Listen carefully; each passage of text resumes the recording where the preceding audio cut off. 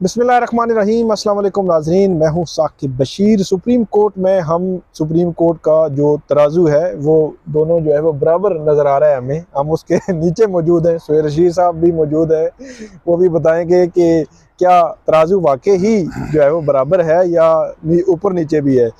तो हम बात करेंगे आज सबसे पहले तो पेशावर हाई कोर्ट का जो फैसला था कोहाट में एक रिटर्निंग अफसर को तब्दील करने के हवाले से, उससे मुतल्लिक, और फिर जबरी गुमशुदगियों का केस था।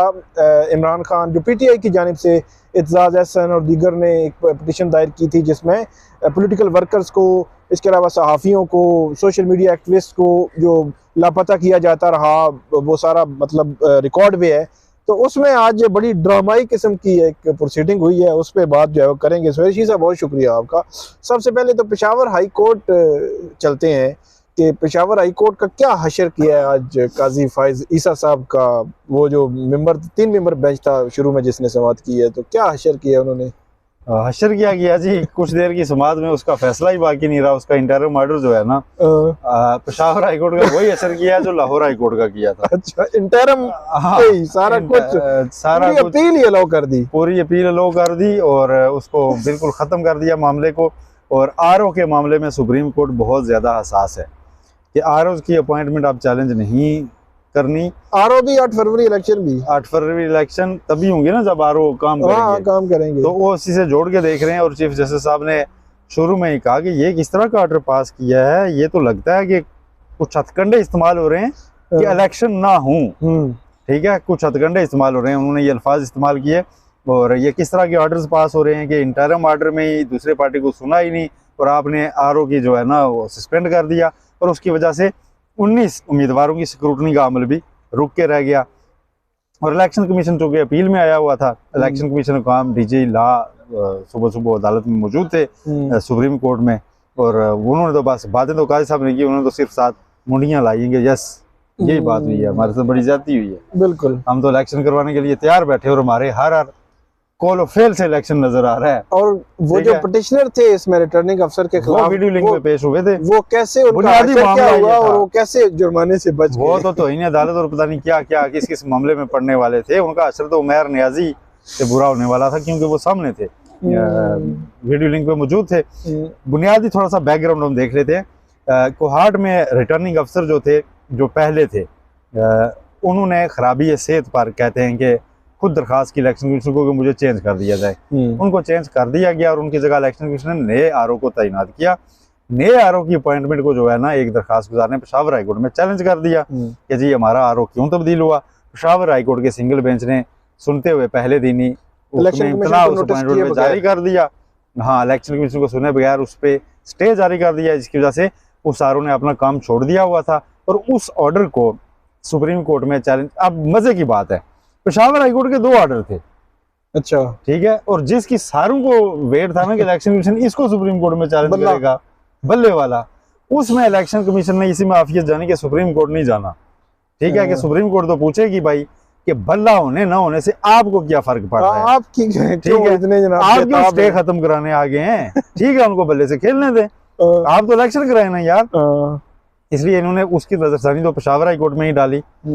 आरओ की तैनाती पे वो एक को हाट के खाली आरओ की तैनाती पे ये सुप्रीम कोर्ट आ गए और पूरे मुल्क के बल्ले के चक्कर में इन्होंने पेशावर में ही इंटरिम ऑर्डर के खिलाफ नजरसानी की दरखास्त डाली। और ये बड़ा एक हैरान कौन स्ट्रेटेजी थी। पिक एंड चूज यहाँ भी हुआ, फोरम शॉपिंग यहाँ भी हुई। अच्छा सोहेल साहब, एक चीज यहाँ पे बताएं कि चीफ जस्टिस ने आज ये भी कहा कि इलेक्शन कमीशन को सुने बगैर कैसे स्टे ऑर्डर जारी कर रहे हैं, मुझे समझ नहीं आ रही। तो वो मैंने चेक किया है पेशावर हाई कोर्ट से, वो तो बल्ले का स्टे देते हुए पेशावर हाई कोर्ट के जज साहब ने इलेक्शन कमीशन को नहीं सुना। उन्होंने वहाँ लॉ अफसरान को सुना, डिप्टी अटॉर्नी जनरल थे या जो भी वहाँ पे थे, लेकिन इलेक्शन कमीशन को नहीं सुना। तो क्या आपको लगता है कि सुप्रीम कोर्ट की आज की ऑब्जर्वेशन जो है, पेशावर हाई कोर्ट कल फिर दोबारा उस केस को सुनने जा रही है, तो क्या उस पर अफेक्ट करेगी कि उसका जो स्टे ऑर्डर है वो ख़त्म हो सकता है? आपको क्या लगता है? देखें, ख़त्म मेरा ख्याल है सिर्फ एक रिमार्क्स की हद तक था, तो उस पे एक पैगाम तो बहरहाल मौजूद है। लेकिन आप यही कह रहे हैं ना कि दूसरे फरीक को सुने बगैर स्टे कैसे दिया। तो चीफ जस्टिस काजी फाइज ईसा साहब ने अभी छुट्टियों पे जाने से एक दिन पहले जो इलेक्शन का मैटर टेकअप किया और उमैर नियाजी को सुने बगैर उनके खिलाफ जो स्टे था उसको खत्म कर दिया। तो वो सुने याद बगैर नहीं रहा होगा शायद। हाँ, कि मैंने भी यही काम किया। हाँ, तो सुने बगैर सारा कुछ होता रहता है, कोई मसला नहीं स्टे है। वैसे होते रहते हैं, हाँ, सुने स्टे बगैर होते भी रहते हैं। हमने देखे मिलिट्री हैं। कोर्ट्स केस का जो ऑर्डर है ना, उसको इन्होंने अगरचे वो जबरदस्ती बोले थे लतीफ खोसा साहब वगैरह, लेकिन उन्होंने कहा लेकिन था आपकी जरूरत ही उन्होंने नहीं कहा था आपको नोटिस ही नहीं हुआ हुआ, ठीक है। हाँ। उन्होंने कहा फिर स्टे ना दें, उन्होंने कहा आपको नहीं पता स्टे हो जाता है हाँ। इस तरह केस में। इसी सुप्रीम कोर्ट ने ये कहा है, तो ऐसी बात नहीं है कि स्टे नहीं होते सर, स्टे होते हैं। स्टे होते हैं। स्टे एक वो इंटरम रिलीफ है कि जिससे आप स्टे आप ऐसी सिचुएशन में देते हैं यार इसको ना दिया तो उसका नुकसान हो जाएगा, ठीक है, तो आप उसे दे देते हैं। दूसरे को होने ना होने से अगर कोई नुकसान भी नहीं हो रहा तो स्टे बनता है। जी बिल्कुल। बल्ले की हद तक मैं समझता हूँ कि अगर बल्ला इस वक्त नहीं होता तो पीटीआई का नाकाबिले तलाफी नुकसान है, और बल्ला अगर कुछ अरसा हतमी फैसला उसको वापस दे दिया जाता है स्टे से, स्टे को फाइनल डिसीजन तो नहीं है ना, जी जी बिल्कुल, तो उससे इलेक्शन कमीशन का नुकसान कोई नहीं हो रहा। बिल्कुल। तो इसलिए कोई अदालत मेरा ख्याल है बहुत ब्लाइंड होके तो जाएगी इस वक्त तो बल्ला वापस छीनेगी, अदरवाइज तो कोई उसका कानूनी तौर पे या कोई अदालती नज़ीर ऐसी मौजूद नहीं है। इलेक्शन कमीशन तो इस पॉइंट पे सेटिस्फाई कर ही नहीं सकता कि जी बल्ला क्यों आइंदा डेट तक जो है ना डिवीजन बिल्कुल इलेक्शन कमीशन इनसे दोबारा छीने वजह। बिल्कुल बहुत सारे सवालात उठ सकते हैं। कोहाट के जो मुतलका हल्का था उसके हवाले से अदालत ने कहा कि 5 जनवरी इलेक्शन कमीशन ने कहा कि हम जो स्क्रूटनी रहती थी बाकी वो कर देंगे, और उनका फैसला जो पेशावर हाई कोर्ट का पूरा फैसला ही कलअदम करार दे दिया सुप्रीम कोर्ट ने। अब दूसरे मौजू पे आते हैं, जबरी गुमशुदगियों का केस। बड़ा ड्रामाई किस्म का माहौल था आज ना। पीटीआई या शुएब शाहीन साहब क्या लेने आए थे और क्या लेके गए हैं, थोड़ा सा इसका जायजा तो बताएं। देखें, इसमें 2 मुख्तलिफ पहलू हैं। पहला पहलू जो इम्पोर्टेंट है वो उसको डिस्कस कर लेते हैं, उसके बाद कार्रवाई में क्या हुआ क्या नहीं।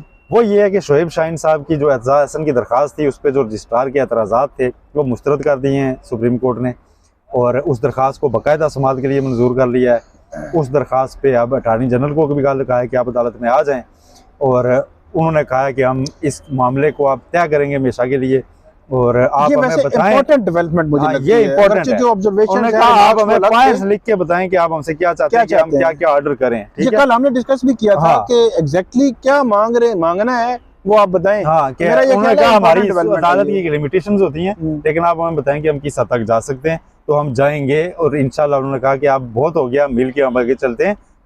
पॉइंट आउट चीफ जस्टिस साहब ने की हैं चीजें उनके लिए कि आप पीटीआई ये करती थी वो करती थी, वो चीफ जस्टिस का हमें पता था कि ये करेंगे, उन्होंने करना ही था, लेकिन जब पीटीआई सामने आती है तो होता है ये माजरत के साथ होता है। ठीक है, तो उसमें यह है कि अब उस केस को चला लिया है, अब उसमें अटॉर्नी जनरल को भी सुना जाएगा और इसमें फैसला दिया जाएगा, और इस केस को आमना जंजुआ के साथ क्लब किया जा रहा है। और जो मिसिंग पर्सनस के मामलात हैं उस पे जब अगर सुप्रीम कोर्ट का फैसला आ गया तो मेरा ख्याल है किसी सहाफ़ी को, किसी सियासतदान को भी ऐसे उठाना बहुत मुश्किल रह जाएगा। अगर बड़ा फैसला रह गया तो उस पर असर पड़ेगा।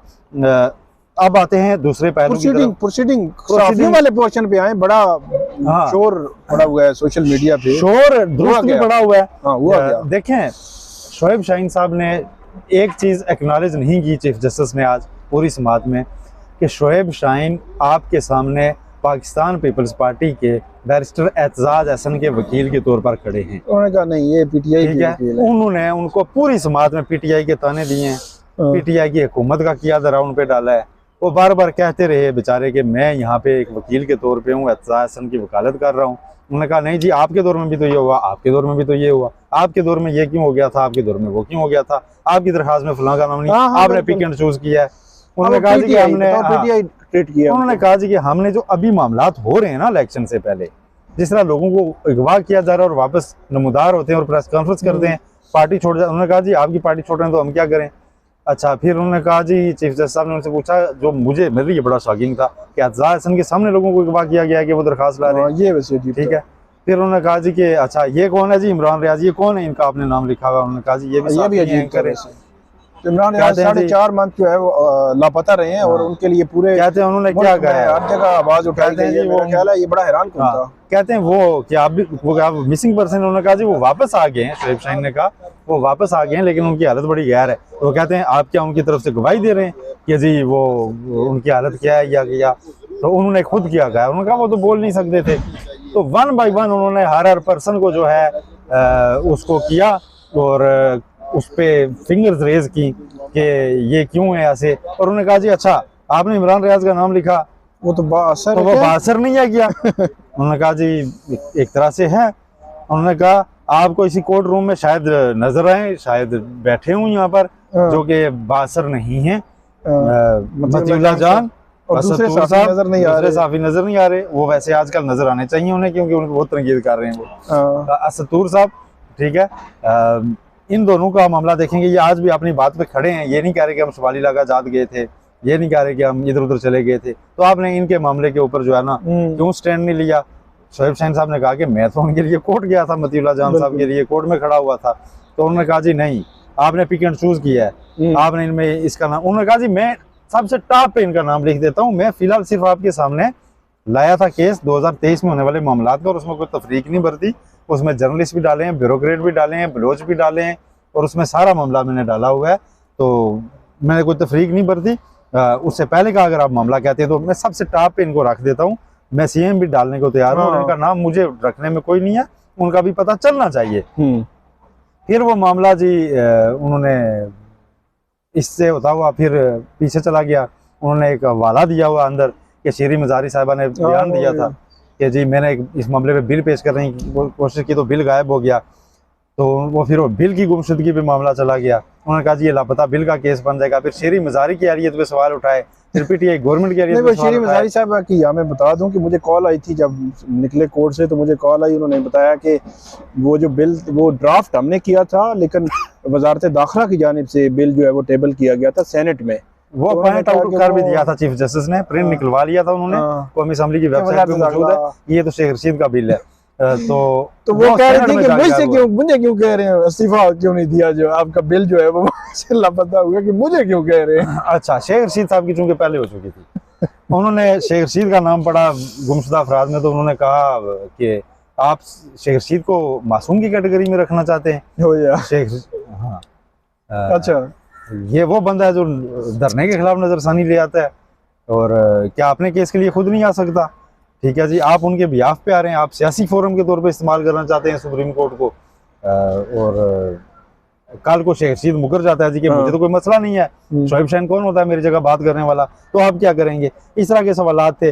फिर उन्होंने कहा जी कि सादिक संजरानी चेयरमैन सेनेट कैसे बने, आपकी पार्टी ने वोट दिया था, ठीक है, और शोएब शाहीन ने तो ये कहा कि नहीं उनके खिलाफ अदम एतमाद आया तो वोट उनको हराने के लिए काफी था, लेकिन जब वोट पड़े खुफिया बैल्टिंग हुई तो वो फिर उसको डिफेंड करके, तो चीफ जस्टिस ने कहा इसका मतलब है वोट भी लापता हो गए। तो अब तो ये लापता वोट और लापता बिल का मामला बनता जा रहा है कि जो सेनेट से गायब हो गया। तो वो कह रहे थे कि आप सादिक संजरानी को फ्रीक बना दें, आप फ्रीकैन काफी वो बढ़ाना चाह रहे थे, लेकिन अच्छा हुआ कि केस आगे चला तो चीफ जस्टिस साहब का भी थोड़ा सा टोन चेंज हुआ। उन्होंने फिर कहा कि बहुत हो गया एक दूसरे पर उंगलियां उठाना, ऐसा करते हैं जिम्मेदारी भी सब लेते हैं, सब लेते हैं, ठीक है, और सब मिलके इसको हल करते हैं। तो इस नोट पे जो है ना उसकी एंडिंग हुई है, और पॉजिटिव एंडिंग है, मेरा ख्याल पॉजिटिव एंडिंग है, और ये मामला अब उस तरफ चल पड़ा कि ये दरखास्त अब लग गई है और किसी एंड पे पहुंचेगा, ये एंड पे ये मामला पहुंचेगा।